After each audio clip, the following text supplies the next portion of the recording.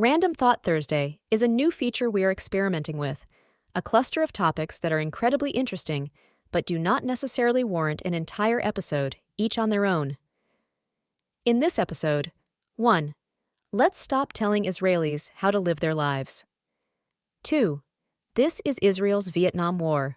No, it is not. Not at all. 3. Why the West might be appeasing Iran. 4.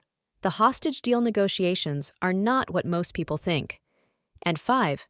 The psychology of anti-Israel activists and anti-Zionist Jews.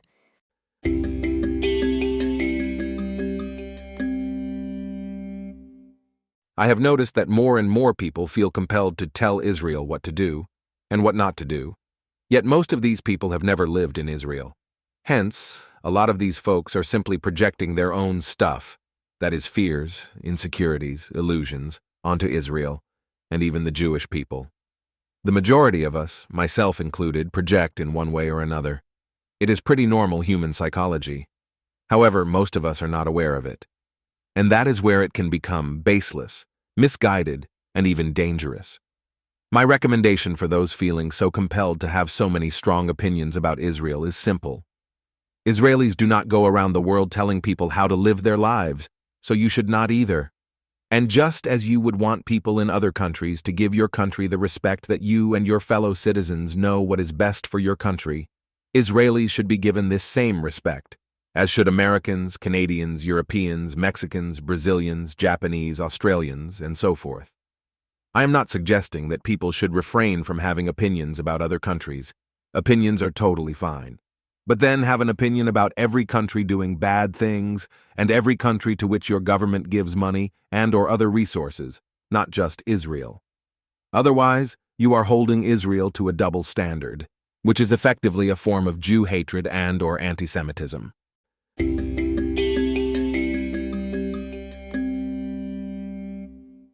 The latest, laughable comparison in the current Israel-Hamas escapade is that this is Israel's Vietnam War. I am not going to waste your time, easily, dismantling this unbelievably intellectually lazy comparison, but I will say this. Let's stop trying to compare everything to everything. Yes, I know, it is psychologically and emotionally more convenient to levy comparisons to past events because it gives us peace of mind since we know how these past events commenced, unfolded, and concluded. The other option is to accept that each event is unique in and of itself, and therefore the happenings taking place as we speak, no less the possible outcomes, are ultimately unknowns, which many people do not find pleasure in contemplating. But comparisons are a fatal flaw, no less sloppy and manipulative. Susie Linfield, a social and cultural theorist at New York University, recently described it best, quote, "The problem with all analogies, they are almost always inaccurate. They almost immediately collapse on close, or even cursory inspection. They are an evasion of specific, which is to say of political thinking. They are lazy, and they are an attempt to shock people through provocation rather than trying to convince them through reasoned argument."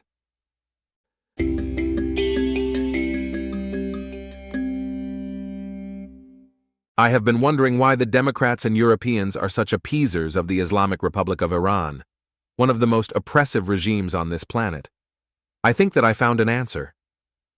Countries in economic turmoil tend to start wars, if they reasonably can, and Iran is well positioned to start a war, not to be confused with winning a war. Let's recall, the sanctions that many countries put on Iran were working. They crippled the Iranian economy. My feeling is that Iran said to these countries, most notably the United States, that if you do not ease some of these sanctions, we will start a war in the Middle East, and possibly elsewhere. Going back to U.S. President Barack Obama, his whole platform was, understandably, anti-war, since he succeeded the George W. Bush administrations that landed the U.S. in 2 dismal Middle Eastern wars. The last thing that Obama, many U.S. citizens, and other Westerners wanted was another war in the Middle East. I imagine the Biden administration is not much different. What's more, many Middle Eastern countries, like Saudi Arabia and the UAE, also generally oppose war, because they are run by House of Cards governments that military conflicts would immediately destabilize. And Iran could easily threaten the entire Middle East's airspace and shipping lanes, which would have serious effects on global commerce. Still, it seems inevitable that the West will have to militarily confront Iran and its allies, and ultimately pursue regime change there, which is what the vast majority of Iranians want, or the Iranian regime will continue to bully its way through the Middle East and North Africa, which is consequential for every Western ally in the region, and ultimately the West.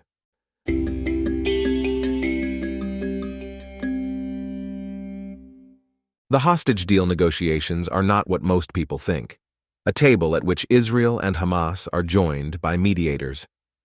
There is a bigger regional power play here, perhaps between the West-backed Saudis versus the Iranian and Qatari regimes, both of which support Hamas. It seems like the West-backed Saudis are trying to wrangle away control of the Palestinians from Iran and Qatar, whereas the latter two countries are trying to keep Hamas in power in Gaza. If you are unfamiliar with Palestinian history, this is nothing new. For decades, the Palestinians have been pawns in other countries' geopolitical games. In this latest episode, here is how it might play out. By taking responsibility for the Palestinians, the Saudis get a U.S. defense pact that they are desperate to finalize. By keeping Hamas in power in Gaza, the Iranians and Qataris keep their master plan of regional hegemony intact, and perhaps other socioeconomic aims. Where does this land Israel? I am not totally sure, but I would not trust the Americans. They have deserted so many allies in the region before, and whatever the Biden administration is trying to pull off right now is simply 4 electoral points in time for the U.S. presidential election this November.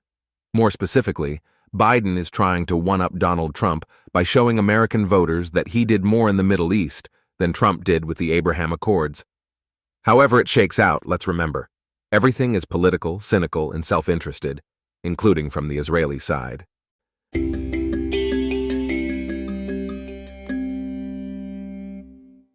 People keep getting psychologically and emotionally flustered by these anti-Israel folks and anti-Zionist Jews. Really, though, the psychology here is pretty simple. Some of these people are outcasts in the societies in which they live, and they are taking out their frustrations and/or insecurities out on Israel. An easy target, because it is easier, that is less psychologically and emotionally painful, to project outside than it is to look inside. Some of these people are finding community in these demonstrations, and that feels good to them, especially if they otherwise have a significant void of community in their lives. Some of these people are anti-white, that is racist, and consider the Jews to be white and part of the white oppressor class. And yes, white people can be anti-white by being brainwashed into developing deep yet often unsubstantiated shame. Some of these people belong to minority groups that have not been nearly as successful as the Jews on the whole have been. Hence, they are jealous. And lastly, some of these people are anti-Semites and Jew haters. And yes, Jews can be anti-Semites and Jew haters. There is plenty of literature about this, some of which I included in this essay about self-hating, or self-loathing, Jews. Most of the anti-Israel crowd's hypocrisies, lack of logic and reason, ignorance and pure stupidity can be explained by at least one of the bullet points above. Hence, it is unproductive to get flustered by them, or to even engage in meaningful conversation with them. Their own stuff is the problem, not Israel, and certainly not the Jews.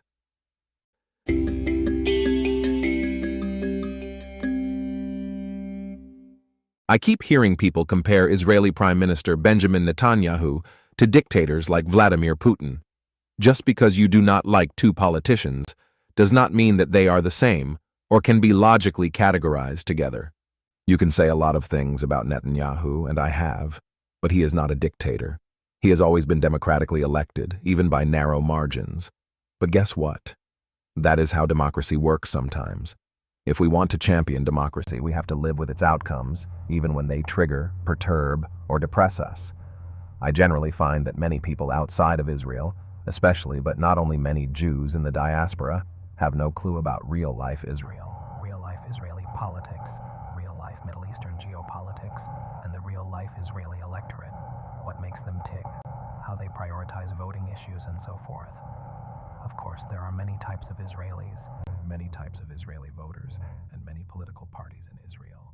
It is hard to follow everything and everyone, but it is not so hard to say, you know what, I don't need to have an opinion about everything.